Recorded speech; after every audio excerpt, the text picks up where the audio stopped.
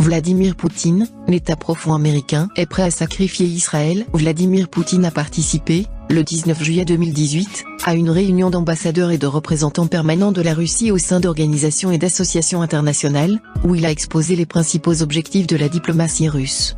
Voici une transcription de son discours. J'aimerais souligner que tous les projets commerciaux que nous mettons en œuvre avec l'Europe, y compris, par exemple, Nord Stream 2, sont uniquement commerciaux et économiquement viables. Ils n'ont aucune teneur politique et aucun agenda caché. La clé pour assurer la sécurité et la sûreté en Europe consiste à développer la coopération et à restaurer la confiance, et non à déployer de nouvelles bases et infrastructures militaires de l'OTAN près des frontières de la Russie, comme cela se passe actuellement. Nous réagirons de manière appropriée à ces mesures agressives, qui constituent une menace directe pour la Russie. Nos collègues, qui s'efforcent d'aggraver la situation en cherchant à inclure, entre autres, l'Ukraine et la Géorgie dans l'orbite de l'OTAN, devraient réfléchir aux conséquences possibles d'une politique aussi irresponsable.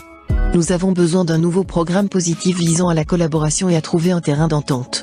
Bien sûr, j'en ai discuté lors de ma rencontre avec le président des États-Unis, M. Trump. Nos points de vue étant différents sur de nombreux dossiers, nous avons convenu que les relations entre la Russie et les États-Unis étaient profondément insatisfaisantes et, à bien des égards, pire que pendant la guerre froide. Bien sûr, il serait naïf de croire que des problèmes accumulés durant des années puissent être résolus en quelques heures. Personne ne comptait sur ça. Cependant, je crois que nous sommes sur la voie de changements positifs.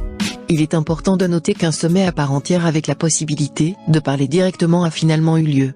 Il a été couronné de succès et a débouché sur des accords productifs. Bien sûr, nous devrons attendre pour voir la tournure que prendront les événements, d'autant plus que certaines forces aux États-Unis tentent de minimiser et de désavouer les résultats du sommet d'Helsinki. Je voudrais faire une petite digression et dire quelques mots sur une note plus personnelle, pour ainsi dire. Nous voyons qu'il y a des forces aux États-Unis disposées à sacrifier les relations entre la Russie et les États-Unis pour promouvoir leurs ambitions dans le conflit politique interne aux États-Unis.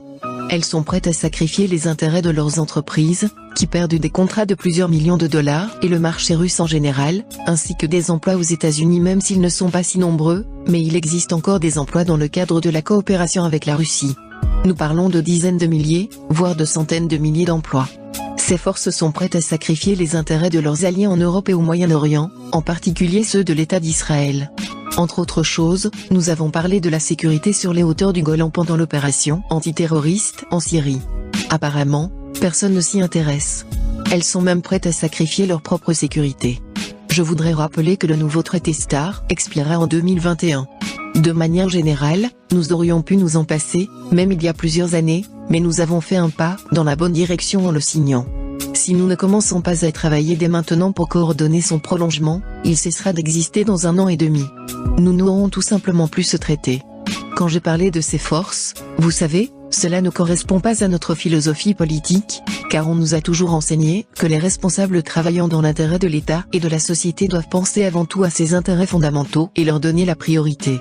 Malheureusement, il existe aux États-Unis des forces qui défendent leurs intérêts étroits de groupes et de partis avant les intérêts nationaux. Nos célèbres écrivains satiriques ont jadis décrit ces gens-là comme des misérables gueux. Mais ce n'est pas le cas, du moins pas en ce qui concerne cette affaire. Ce ne sont pas des personnes misérables ou gueuses. Non, ce sont des gens puissants et forts, qui peuvent faire avaler, pardon pour le mauvais ton, des histoires incroyables et illogiques, l'ingérence russe dans les élections américaines, etc., à des millions de leurs concitoyens. Oui, ils en sont vraiment capables. Je ne dis pas cela pour abaisser ou louer qui que ce soit. Absolument pas. Je dis cela pour que nous le prenions en compte dans notre travail pratique en ce qui concerne les États-Unis. Ce sont les faits de la vie moderne. Néanmoins, la Russie est ouverte à de nouveaux contacts avec les États-Unis sur une base égale et mutuellement bénéfique. C'est ce dont non seulement notre peuple mais le monde entier ont besoin. En tant que principale puissance nucléaire du monde, nous avons la responsabilité particulière de la stabilité et de la sécurité stratégique.